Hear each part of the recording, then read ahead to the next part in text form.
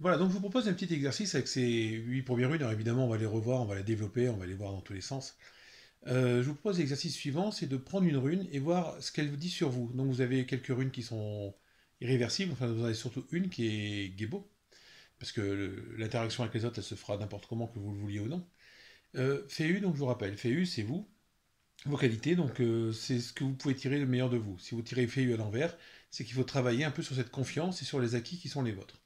Urus, c'est un peu la gestion du troupeau. C'est-à-dire que je ne peux pas avoir un troupeau de 3000 vaches si j'ai une pâture pour 100 vaches. C'est-à-dire qu'il faut savoir aussi ce qu'on veut et ce pourquoi on est fait et ce pourquoi on est bon.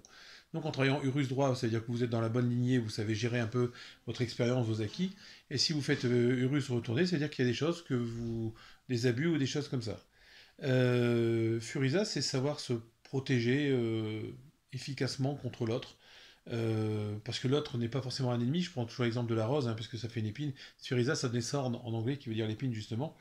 C'est une défense passive. C'est-à-dire que si on m'attaque pas, ça va. Si on m'attaque, on n'a pas à me bousculer. Je dois apprendre à me faire respecter.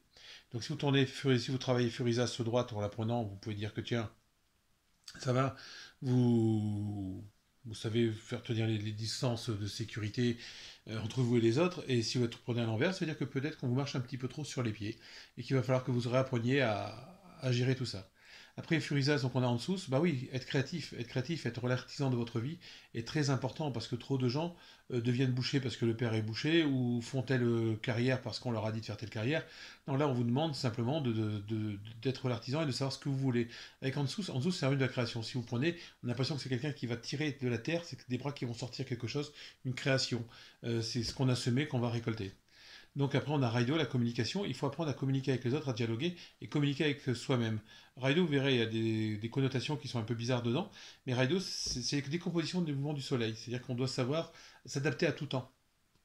Et derrière, on a Kenas. Kenas, c'est l'ouverture, ce que je vous disais tout à l'heure en préambule. Kenaz, c'est le fait de m'ouvrir, d'ouvrir l'œil. Vous voyez, Kenaz, c'est un œil qui s'ouvre et voir un peu, être curieux de tout. Être curieux, ne pas tomber dans le piège de ce qui se fait à l'heure actuelle. On voit bien en ce moment avec les différentes informations où il y a surtout du faux et du faux. Kenaz vous permet de trouver et de développer votre, comment je vais dire ça, la critique, mais la critique positive, pas la critique pour dire oh ben là franchement hein, pas bien. Non, c'est la critique positive. Donc avec Kenas, vous développerez cette critique positive de vous dire est-ce que ce qu'on me dit est juste, est-ce que c'est vrai, est-ce que ça me correspond, est-ce que c'est bien.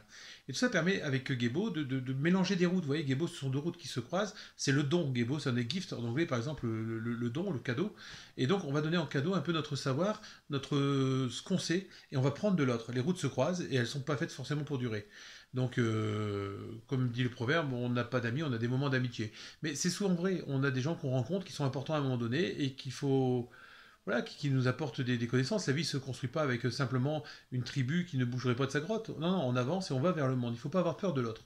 C'est ça surtout. Quel qu'il soit, il ne faut pas avoir peur de lui. Il a authentiquement des valeurs à développer, à part quelques connards. Mais bon, ça, on en reviendra par la suite. Donc voilà, donc là on a fait un peu le cours général. Ces trois cours sont là pour tirer les 8 premières runes qui vont vous apprendre à développer un peu qui vous êtes. Voilà, bah écoutez, je vous dis à bientôt et on se retrouve très prochainement.